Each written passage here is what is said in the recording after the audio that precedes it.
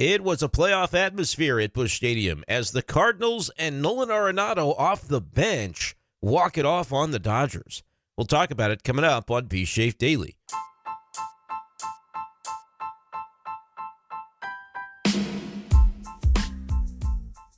What's going on, everyone, and welcome into this edition of b-schaeff Daily. Brenden Schaeffer with you Sunday morning, June 8th, 2025, breaking down yesterday's Cardinals win on Saturday over the Dodgers 2-1 at Busch Stadium.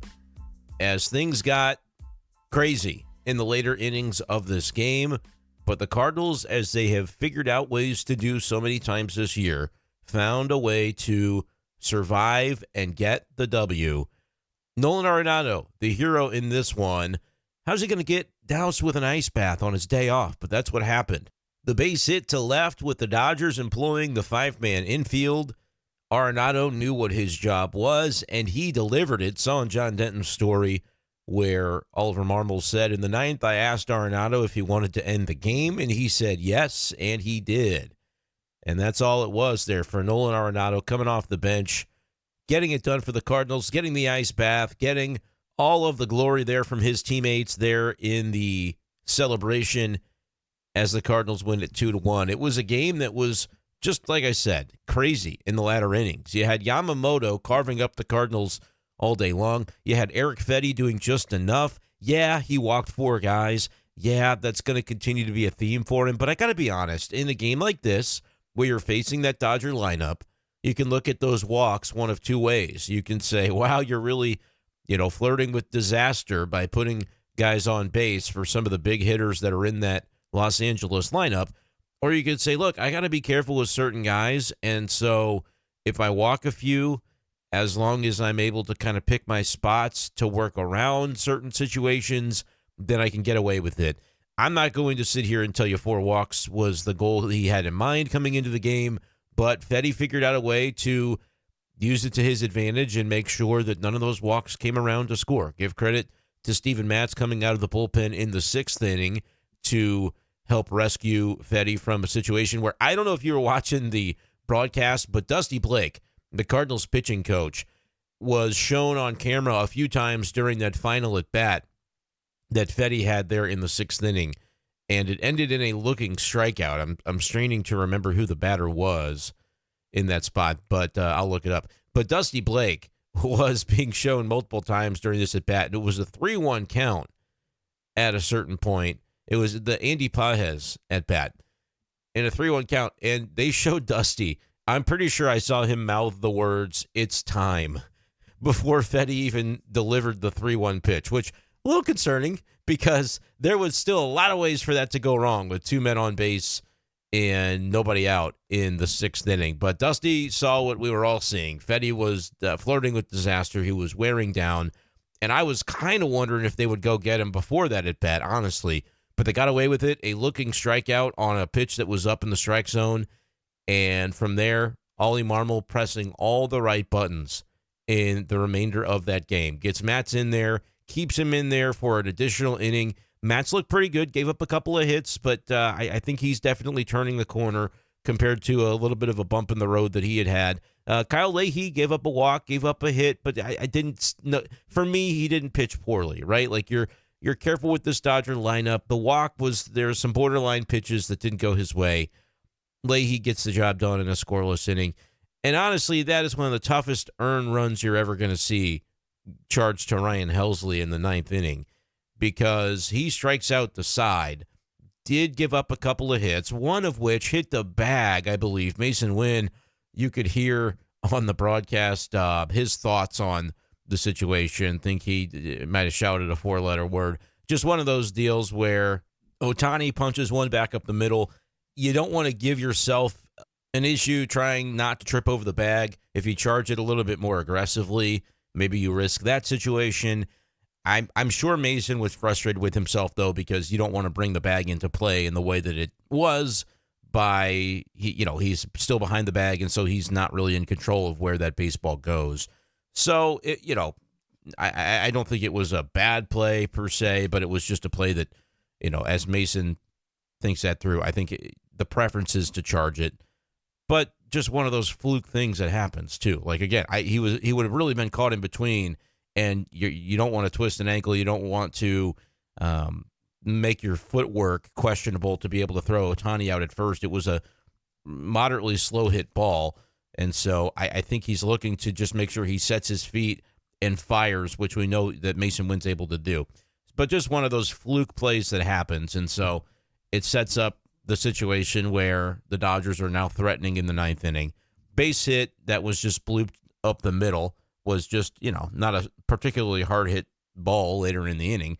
Now it's first and third, and you get the strikeout of, I believe it was Freddie Freeman, but the run comes around to score because the ball gets away from Pages. And, that's another one where if we are going to sit here and praise Pages' defense, which I often do, that's one that, you probably got to keep in front of you. But, again, it's just one of those things that happens. So it's just a weird sequence, a weird inning where the run scores on the strikeout.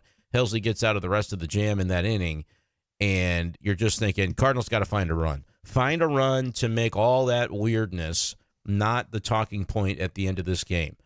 And maybe lost in the shuffle of the Arenado excitement and the Pages 0-2 bunt. I mean, that was epic, 0-2 bunt, when you're just trying to, very clear what you're up there to do at that point is move the runner along.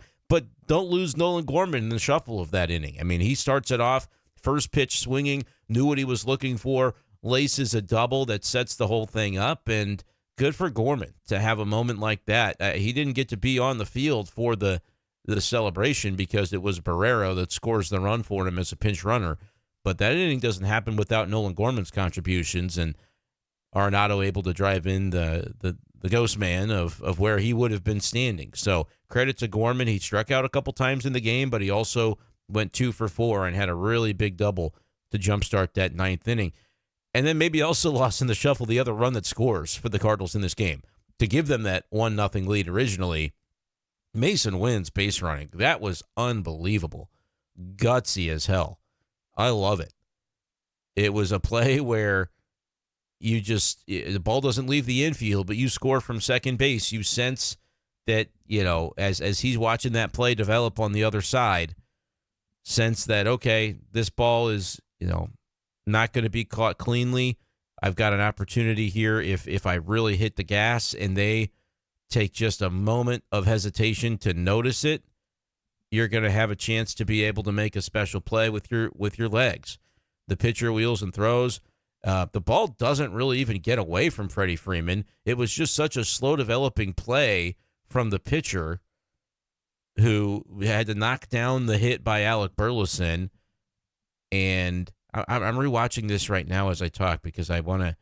It kind of hits the pitcher in the hand, and then the ball gets to a spot where there's no way they're going to get Burleson, but the throw takes Freeman off the bag in such a way that he's basically, his back is to home plate. He's geared toward right field, and Masyn Winn just thinks he can beat him to the punch, and he does. Really, really fun baseball by the St. Louis Cardinals yesterday afternoon. It's turning. The tide's turning. 37,000 on the attendance there. Game against the Dodgers. I mean, playoff atmosphere. That's just exciting baseball. I tweeted after the game, we need a playoff series between the Cardinals and the Dodgers. Like, we need air to breathe. I'm just talking about society needs it because these games are always so fun between these teams. You think back to like the Matt Adams versus Clayton Kershaw year, or the Matt Carpenter versus Clayton Kershaw year. There have been a lot of battles in the past, and I know those were kind of a long way in the past relative to talking about present day players. But hey, Kershaw, he's still there. He's starting today for the Dodgers as the Cardinals go for the sweep with, oh, by the way, yeah, it's Michael McGreevy on the mound. I told you it would be. So hopefully you've been listening and you weren't surprised by that announcement by the Cardinals earlier this weekend. We just knew it lined up. It made too much sense.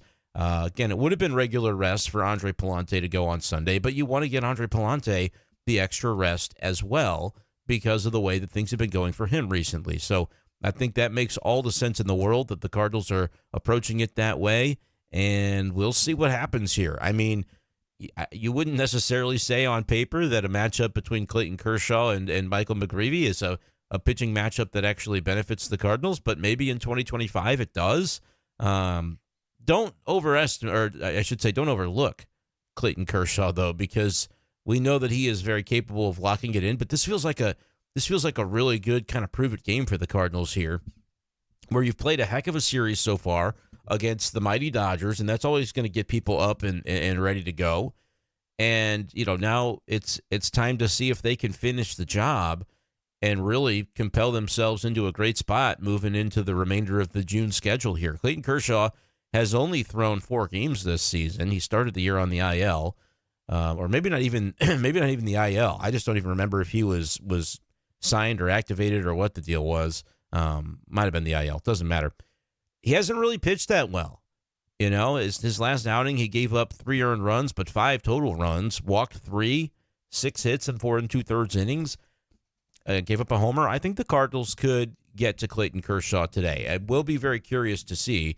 I'm recording this very early in the morning, and apologies for not getting to it yesterday, but had a lot going on Saturday night. I don't know what that lineup is going to look like for the Cardinals. I'll be curious do they go with Valade again, or is it one of those where you go, hey, we got to get one of these lefties in there, whether it's Burleson or whether it's Gorman. And look, it's not a great matchup, but let's see what it looks like, man. Let's see what these guys are able to do. These are our guys, right? It's not Ryan Valade. He's not your guy.